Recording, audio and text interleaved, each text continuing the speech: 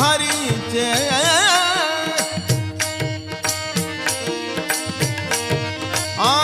ज्ञानदेव म्हणे नाम जपा हरीचे ज्ञानदेव म्हणे नाम जपा हरीचे परंपरा त्याचे कुळशुद्ध परंपरा त्याचे कुळशुद्ध